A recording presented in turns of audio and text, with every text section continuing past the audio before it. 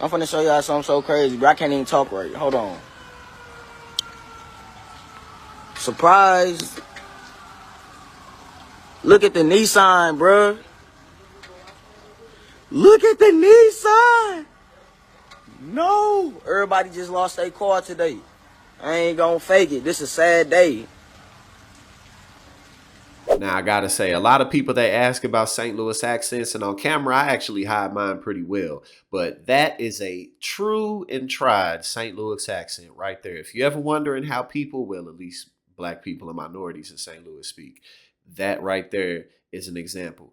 But it's really crazy to see that, because y'all know I'm from St. Louis and my family's still there. And luckily, in the areas where my family is, their streets and their homes weren't underwater. But for literally thousands and thousands of people within St. Louis, they're having to deal with this. And these are issues that you can't just, oh, well, in a couple days, the local power company, they'll come and they'll just, take all this water away.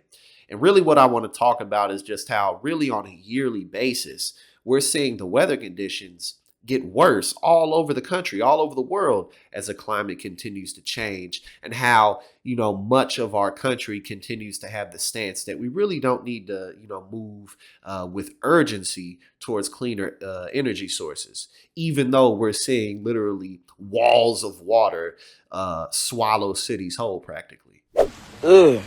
Ugh. Ugh. This water like 8 feet tall, bro. Over with. Yo!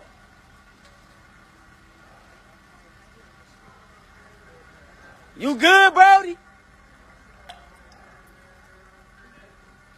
I heard somebody yelling. She calling my name.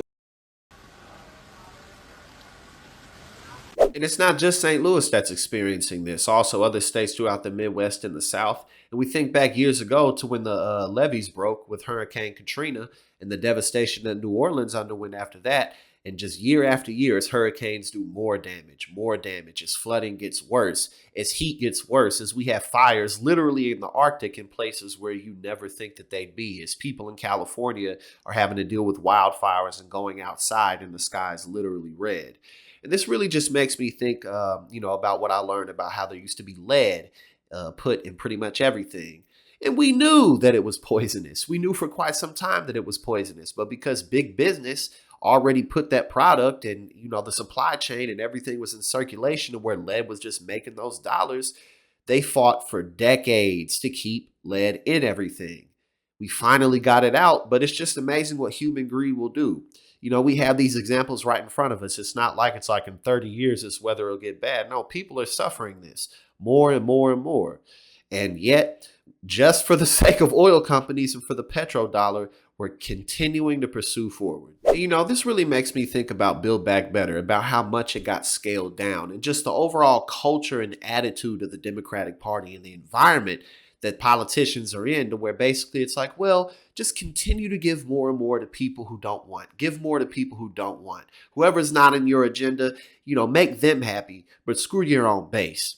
That's why moving forward, we can't afford to, just work with the other side for the sake of bipartisanship alone when it doesn't mean anything. We have to make sure we get progressives in office. We have to make sure that we vet these people, because we can't afford any more liars. We can't afford any more people who are just going to go in there and bend the knee to the Republicans and to the Democratic establishment. We absolutely can't afford it. So let's make sure that not just in these midterms, in this coming 2024 presidential election, but in all elections moving forward, federally, state, local, all of it, we're playing our part so that we can truly change this world.